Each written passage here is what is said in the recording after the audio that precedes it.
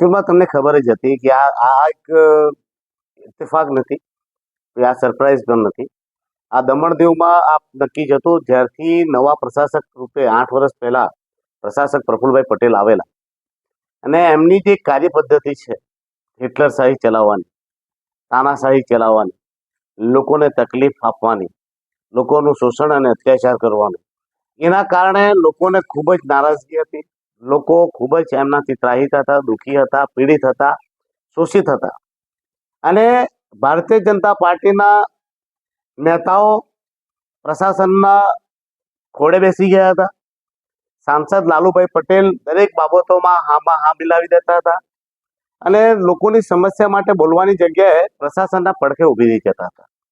દમણ દીવની જનતા ત્રાહિત હતી, દુઃખી હતી અને પ્રશાસનના મનસ્વી ફેસલાનો વિરોધ કરવા માંગતી હતી, પણ જનતાને ખૂબ જ તકલીફો થઈ રહી હતી કેમ કે એમના માટે કોઈ બોલી રહ્યું નહીં.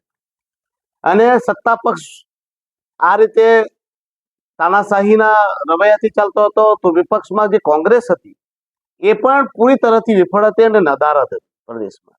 એવા કઠિન સમયે મેં પ્રયાસ જરૂર કર્યો કે દમણ દીવની અવાજ બનીને દમણ દીવના લોકોની સમસ્યા માટે લડું અને ઘણી બધી સમસ્યાનું નિરાકરણ બી કર્યું.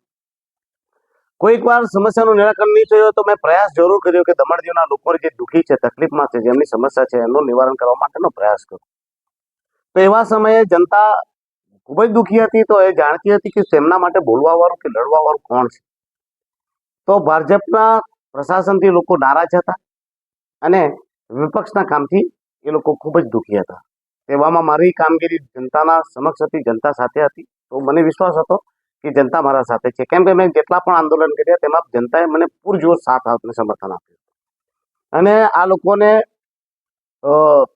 ખબર હતી કે આ ઉમેશ પટેલ એમના માટે લડશે અને બોલશે, અને મને પણ વિશ્વાસ હતો કે જનતા મારા સાથે છે.